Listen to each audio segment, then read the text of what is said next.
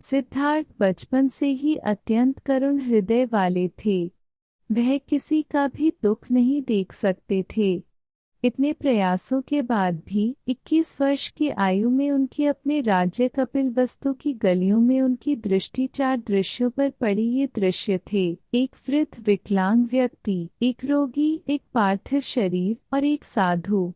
इन 4 दृश्यों को देखकर सिद्धार्थ समझ गए थे कि सबका जन्म होता है, सबको बुढ़ापा आता है, सबको बीमारी होती है और एक दिन सब मृत्यु को प्राप्त होते हैं। इससे व्यथित होकर उन्होंने अपना धनवान जीवन, अपनी पत्नी, पुत्र एवं राजपाट का त्याग करते हुए साधु का जीवन अपना लिया और जन्म, बुढ़ापा, दर्द, बीमारी और मृत्यु से जुड़े सवालों की खोज में निकल गए। ज्ञान की प्राप्ति। सिद्धार्थ ने अपने प्रश्नों के उत्तर ढूंढने शुरू किए। समुचित ध्यान लगा पाने के बाद भी उन्हें इन प्रश्नों के उत्तर नहीं मिले। फिर उन्होंने तपस्या भी की, लेकिन अपने प्रश्नों के उत्तर नहीं मिले।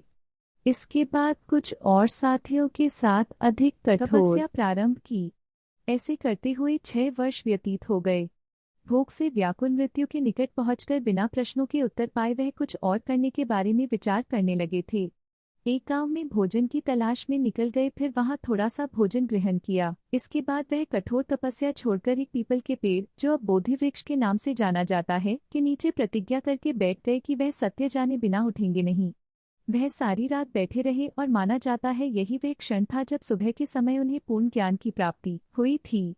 उनकी अविद्या नष्ट हो गई और उन्हें निर्वाण यानी बोधि प्राप्त हुई और वे 35 वर्ष की आयु में बुद्ध बन गए। बुद्ध को शाक्य मुनि के रूप में भी जाना जाता है। 7 हफ्तों तक उन्होंने मुक्ति की स्वतंत्रता और शांति का आनंद लिया। प्रारंभ में तो वह अपने बोधि के बारे में दूसरों को ज्ञान नहीं देना चाहते थे। बुद्ध का मानना था कि अधिकांश लोगों को समझाना बहुत मुश्किल होगा। मान्यता है कि बुद्ध को स्वयं ब्रह्माजी ने अपने ज्ञान को लोगों तक पहुंचने का आग्रह किया था, फिर वह इस पर सहमत हो गए। इस तरह उन्होंने अपना पहला धर्मोपदेश उत्तर प्रदेश के वाराणसी के पास सारनाथ में अपने पहले मित्रों को दिया था।